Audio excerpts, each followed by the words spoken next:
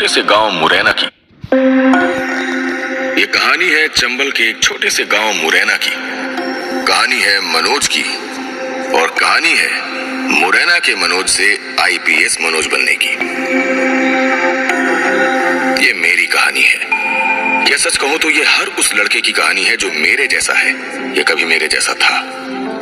कहने को तो इस किताब का मुख्य किरदार मैं ही हूं, लेकिन आप इसमें खुद को या आपके आसपास रहने वाले किसी लड़के का मुख्य किरदार पाएंगे। अब भूमिका तो बन गई, लेकिन एक सवाल तो अभी भी आपके मन में घर किए होगा कि भैया आप यानी कि मनोज आईपीएस बना कैसे? सब बताऊंगा, लेकिन उससे पहले एक छोटा सा किस्सा सुनिए। एक बार मेरे एक दोस्त रविकांत ने मुझसे कहा था कि भाई मनोज, सिर्फ हिंदी का झुनझुना बजाने भर से तुम्हारा पेट नहीं भरेगा। हिंदी से बीए कर भी लिए ना तो भी नौकरी की मेज से पहले ही हिंदी की वजह से तुम्हारे प्राण निकल जाएंगे।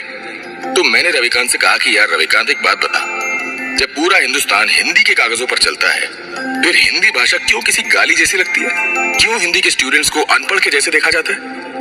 ऐसा ही था मैं, बगावती लड़का जो एक समय अपना 12वीं का एग्जाम भी पास नहीं कर पाया। लेकिन जब जिम्मेदारियों का बोझ कंधे पर आया तो समझ में आया कि पढ़ाई लिखाई कितनी जरूरी है। उसके बाद ले देकर जैसे तैसे अपनी जिंदगी की रफ्तार के साथ कदम से कदम मिलाकर चलने की कोशिश करने लगा। तभी अचानक मुझे जोर से धक्का लगा और मैं पुलिस के लफड़े में पड़ गया। उस वक्त कुछ ऐसा हुआ जिसने मुझे एहसास दिलाया कि जिस कुर्सी पर आप बैठेंगे उससे आपकी इज्जत नहीं बढ़ेगी, बल्कि आपसे उस कुर्सी की इज्जत बढ़ेगी।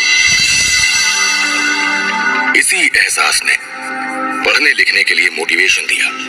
पर जब ग्रेजुएशन करके मैंने अपने सपनों को उड़ान देनी चाहिए, तब बीए में इंग्लिश लैंग्वेज ने मेरी आने वाली उड़ान को जकड़ लिया। खुद को बहुत समझाने के बाद मैंने हिम्मत करके बीए में इंग्लिश को अपने सब्जेक्ट्स में शामिल किया। तब जाकर पता चला कि सिर्फ बीए पास करने से भी अच्छी नौकरी नहीं मिलेगी, क्योंकि अंग्रेजी जब तक जबान से फटाफट ना निकले तब तक मार्केट में इमेज कहां बनती है। यहीं से मुझे लगा पीएससी का चस्का। पीएससी जिंदगी बना सकती है।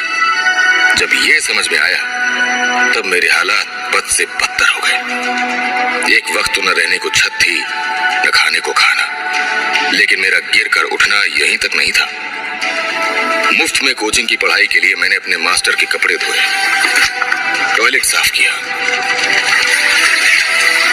और इन सब के बदले उपलब्धि में मुझे कुछ ऐसा मिला जिस पर अंत तक मेरे सिवा किसी को भरोसा नहीं हुआ। उस उपलब्धि की चर्चा आगे करेंगे। हैरानी की बात तो ये है कि मुझे तो ये तक नहीं पता था कि पीएससी की परीक्षा निकालते कैसे। मेंस और इंटरव्यू की तो बात ही छोड़िए, लोगों ने सिर्फ इतनी हिदायत दी थी कि पढ़ते रहो, बिना थके बिना रुके लगातार पढ़ते रहो पढ़ते रहो, तब तक जब तक उम्मीद की दीवार पर लास्ट अटेम्प्ट का हथौड़ा ना पड़ जाए।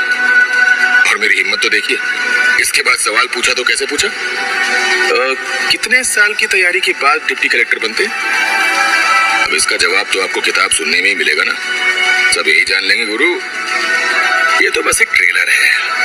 अभी असली कहानी और कहानी के असली ट्विस्ट तो आगे हैं। तो आइए मेरे साथ शुरू करते हैं मनोज यानी कि मेरी कहानी 12th फेल, आपके अपने कुकू एफएम पर।